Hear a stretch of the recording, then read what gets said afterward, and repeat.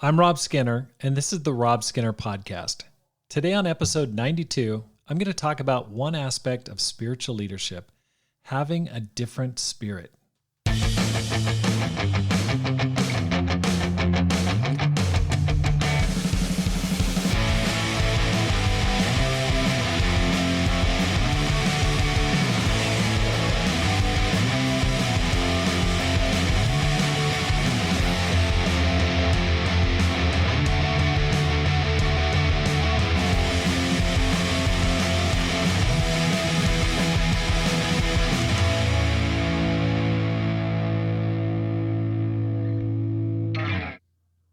Welcome back to the Rob Skinner Podcast.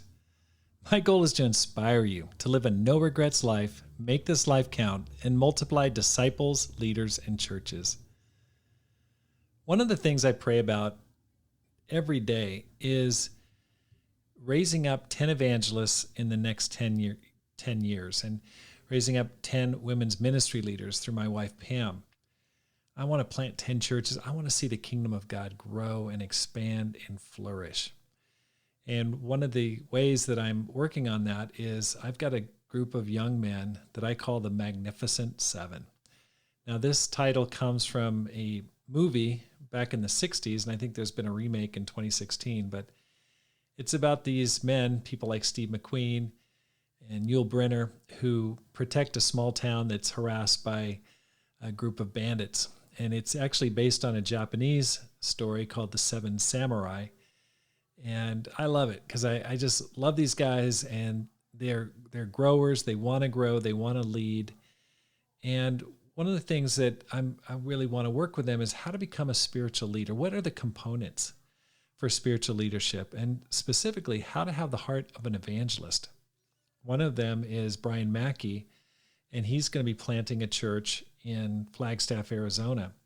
And so I'm working with him on how to have that heart, how to become an evangelist. And so I'm putting together different lessons, and today I want to share about having a different spirit.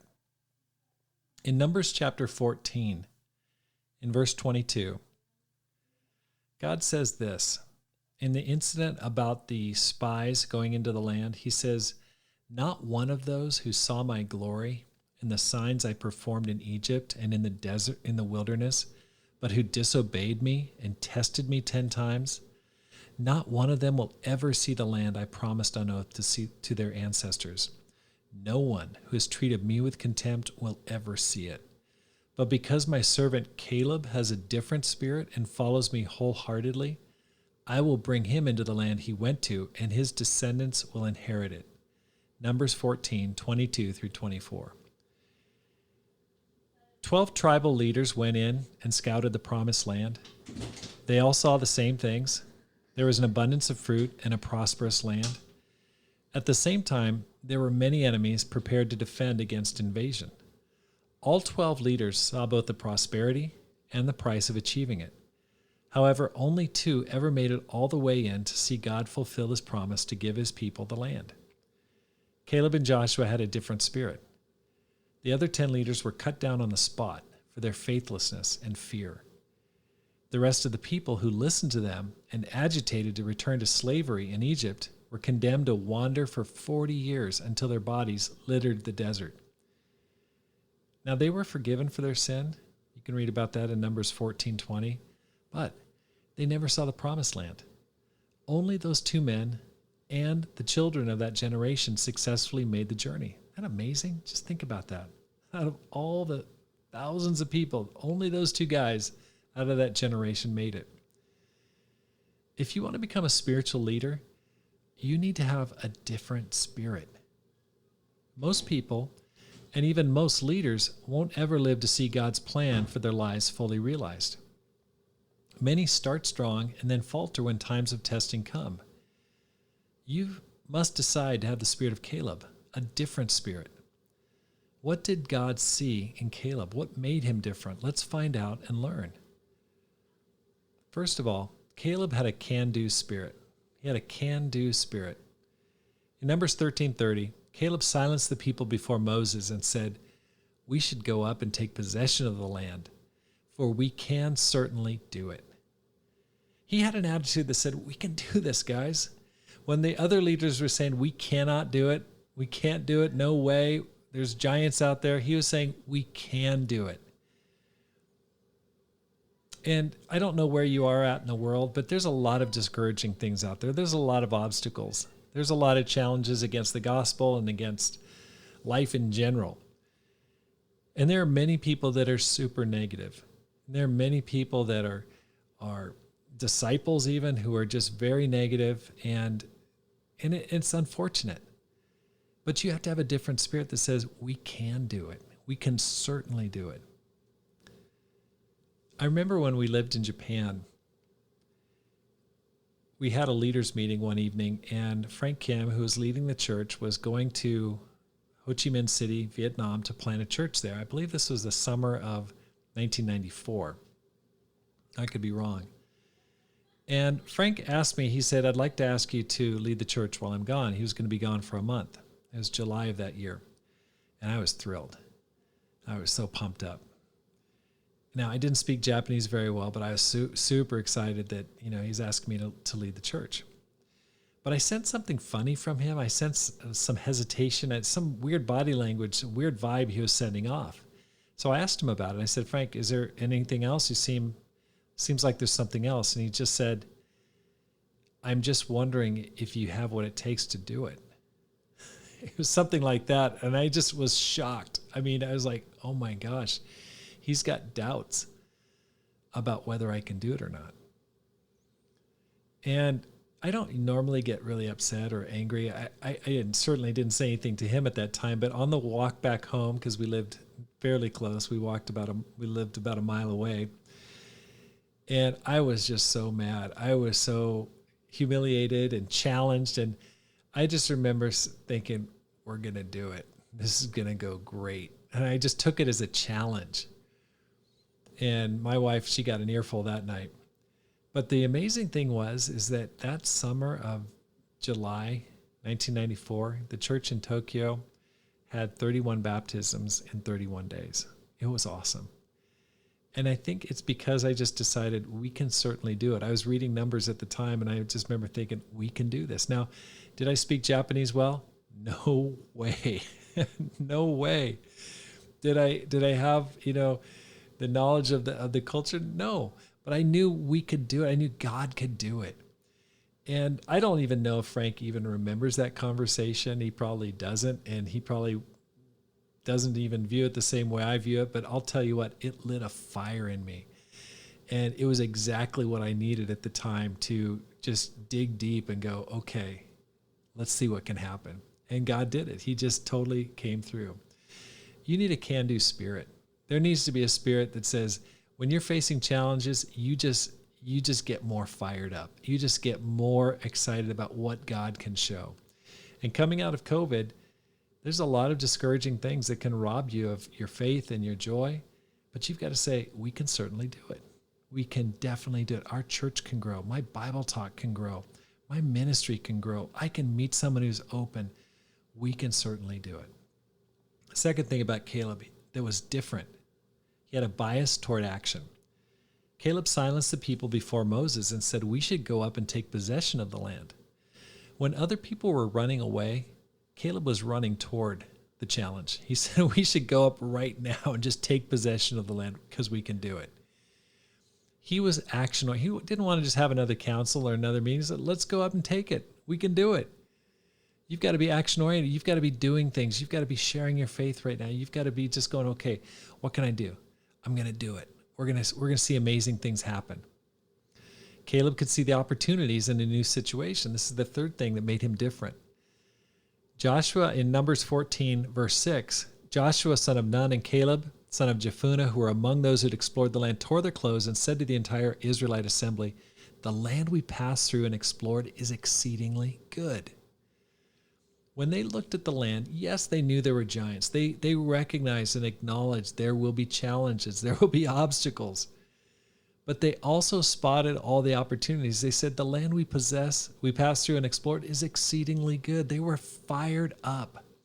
And this is an attitude that spiritual leaders need to have, is you've got to see the greatness in the challenge. And as we look forward, this attitude of faith to see opportunities when other people are just seeing problems and negativity, and they're down and they believe, oh my gosh, this is just going down the drain and things aren't going well and people are leaving, all that stuff. Listen, I believe the gospel is going to flourish and grow.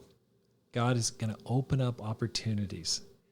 Even as things start to get crazy, God is going to use those challenges to call people to him. Do you see the opportunities in this new environment? Caleb had that different spirit, and you need to have that spirit too.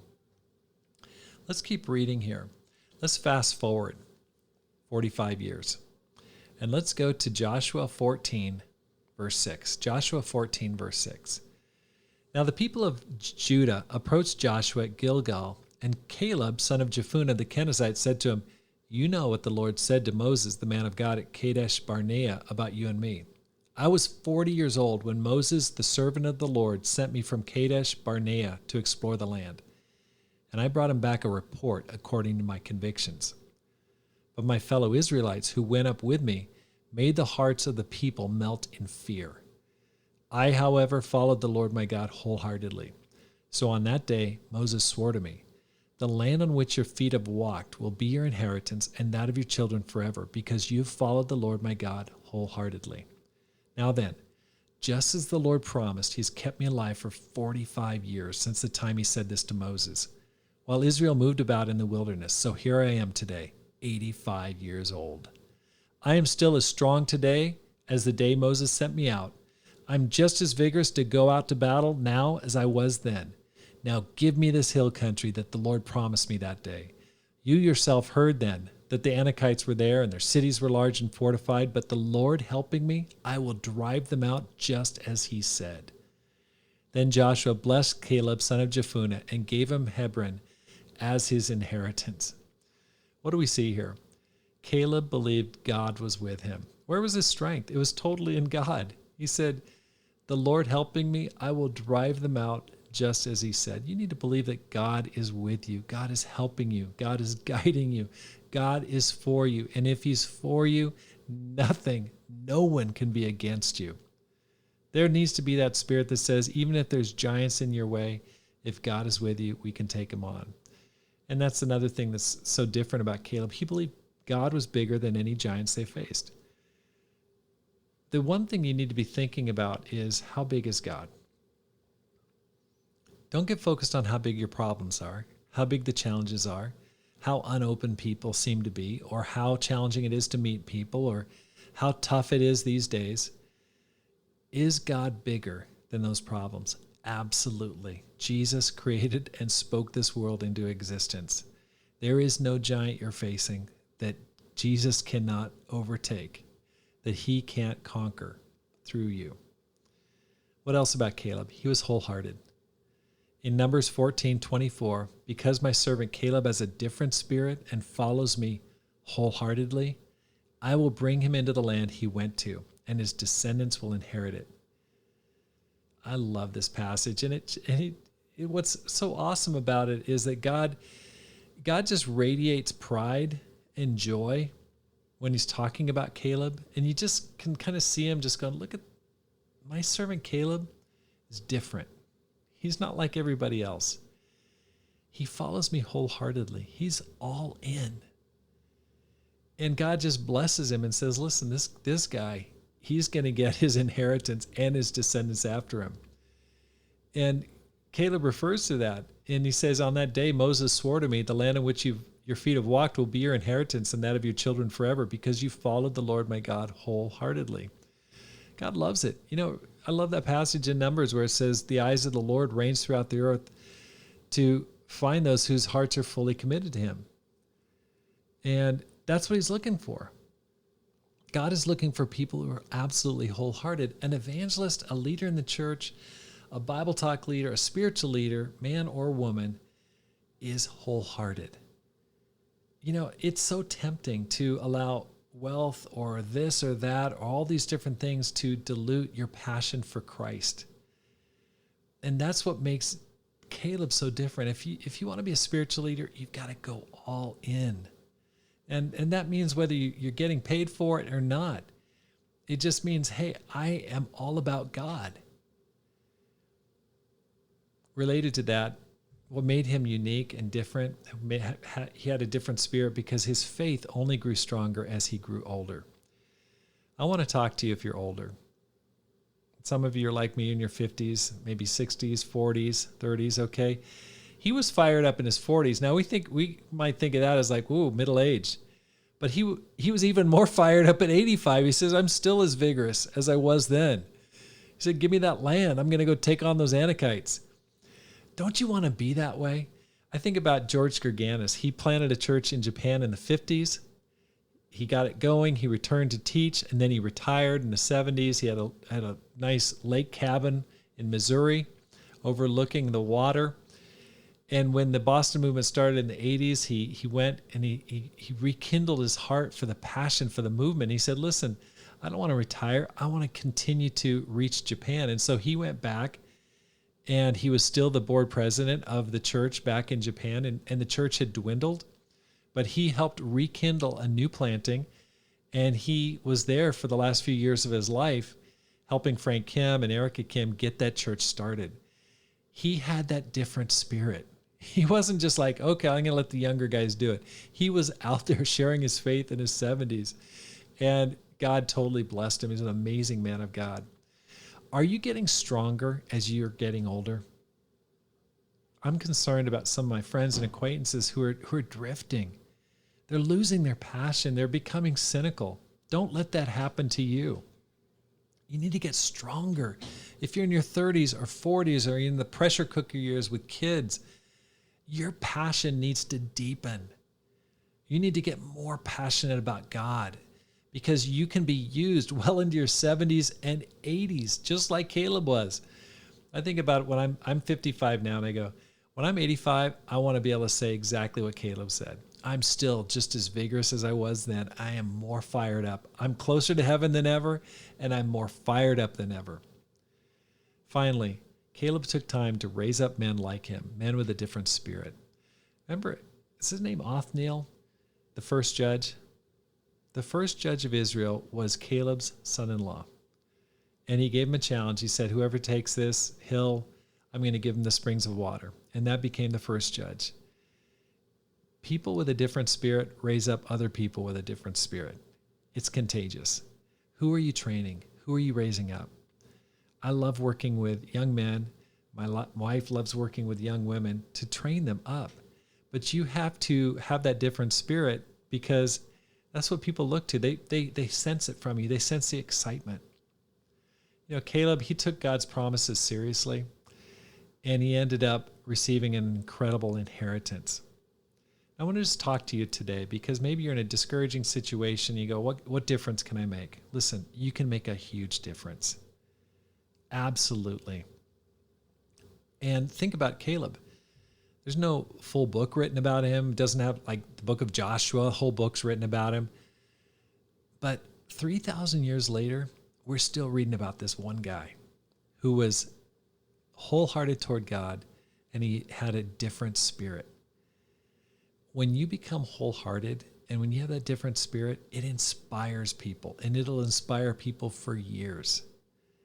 I hope that you today make a decision that you're going to be a spiritual leader because you have a different spirit. You're wholehearted toward God. Thank you so much for listening to the Rob Skinner podcast. Now, if you're enjoying this podcast, let me ask you a favor. Please hit that subscribe button and then let your friends know about it and how to find it. Let your church friends know, and please spread the word, because my goal is to inspire you to make this life count, live a no regrets life, multiply disciples, leaders, and churches. Have a great day and make this life count.